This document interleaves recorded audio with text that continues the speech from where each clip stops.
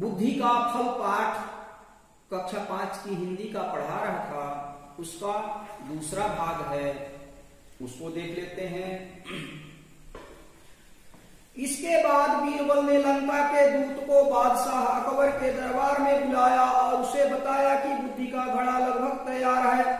लंका के दूत के आने पर बीरबल ने फौरन ताली बजाई। ताली की आवाज सुनते ही बीरबल का सेवक एक बड़ी थाली में घड़ा लिए हुए बड़ी शान से दरबार में हाजिर हुआ। पिछले भाग में हमने सुना था कि राजा ने बीरबल को आदेश दिया, बुद्धि का घड़ा तैयार हुआ और जो बीरबल थे वो वहां के कर्मचारी की कुशलता, कुशाग्र बुद्धि को देखकर उनके द्वारा किए गए अच्छे कार्यों की प्रशंसा की थी और उन्होंने कहा था कि इसका तुम्हें इनाम भी दिया जाएगा। अब बीरबल ने लंका के दूत को अकबर के दरबार में बुलवाया भेजा कि बुद्धि का घड़ा तैयार हो गया है, आप आओ और इसको ले जाओ। अब वहां बीरबल ने जब दरबार लगी हुई थी तो एक ताली बजाई और ताली जैसे ही बजाई तो बुद्धि का जो फल था वो घड़ा लेकर के उनका एक जो कर्मचारी था बड़ी शान से वहां प्रवेश किया। बीरबल ने घड़ा उठाया और उसे लंका के दूत के हाथ में सौंपते हुए कहा, लीजिए श्रीमान, आप इसे अपने महाराज को भेंट कर दीजिए, लेकिन एक बात अवश्य ध्यान रखिएगा कि खाली होने पर हमारा यह कीमती बर्तन हमें जैसा का तैसा वापस मिल जाना चाहिए। इसमें रखा बुद्धि का फल तभी प्रभावशाली साबित होगा जब इस बर्तन को कोई नुकसान न पहुंचे। इस पर दूत ने बीरबल से पूछा, हुजूर, क्या मैं इस बुद्धि के फल को देख सकता हूँ? हाँ हाँ जरूर, बीरबल ने अपनी गर्दन हिलाते हुए कहा, और हाँ, अगर आपके राजा को कुछ और बुद्धि की आवश्यकता पड़े तो ऐसे 5 घड़े हमारे पास और तैयार रखे हैं। अब क्या हुआ, जब दरबार में बुद्धि का घड़ा भरा हुआ फल आ गया तो बीरबल ने उस घड़े को लिया और लंका के दूत जो था उसको पकड़ाते हुए कहा कि आप इसको ले जाइए और अपने राजा को दे दीजिएगा। लेकिन हाँ, एक बात का आप ख्याल रखिएगा कि जैसे हमारा ये मैं बुद्धि का घड़ा दे रहा हूं तो इसमें ये जो बर्तन है ये बहुत कीमती है, तो आप बुद्धि का फल निकाल लीजिएगा और मेरा बर्तन जैसा का तैसा बिना इसको कुछ नुकसान पहुंचाए हुए मुझे वापस कर देना, तभी इस बुद्धि का प्रभाव रहेगा, अन्यथा इसका कोई प्रभाव नहीं रह जाएगा। अगर ये बर्तन को नुकसान हुआ तो इस बुद्धि का कोई प्रभाव नहीं रहेगा, ऐसा बीरबल ने कहा। और बीरबल ने फिर उस लंका के दूत से एक और बात पूछी।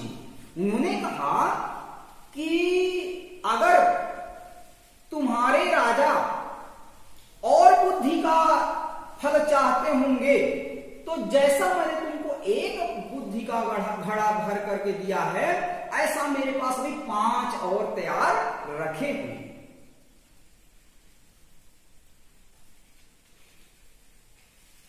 हाँ हाँ जरूर, बीरबल ने अपनी गर्दन हिलाते हुए कहा, और हाँ, अगर आपके राजा को बुद्धि की आवश्यकता पड़े तो ऐसे 5 घड़े हमारे पास और तैयार रखे हैं।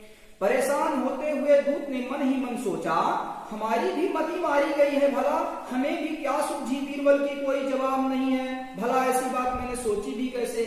जब लंका का जो दूत था वो कहा कि क्या मैं इस फल को देख सकता हूं, तो बीरबल ने कहा, बिल्कुल, काहे नहीं देख सकते हो, बिल्कुल देखो, शौक से देखो।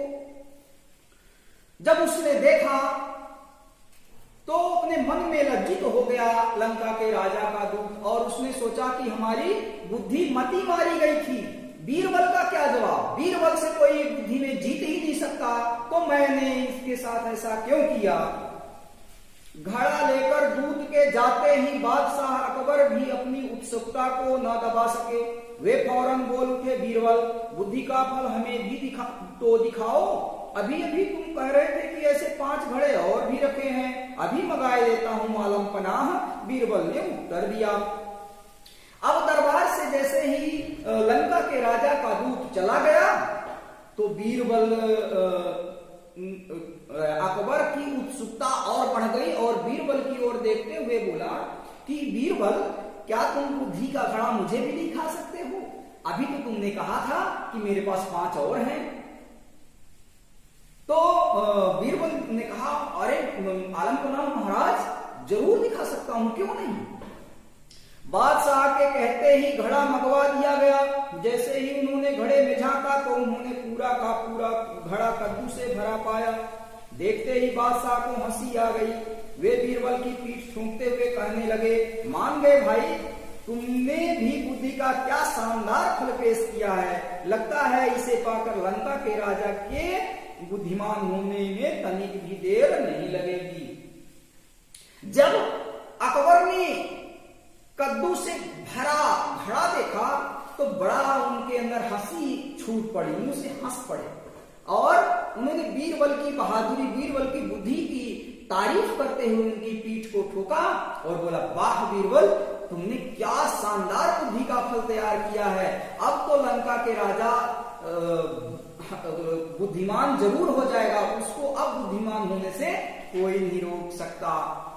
तो इस प्रकार महान ज्ञाता थे बीरबल, और जिनके दम पे अकबर इतना बड़ा राज्य चलाता था।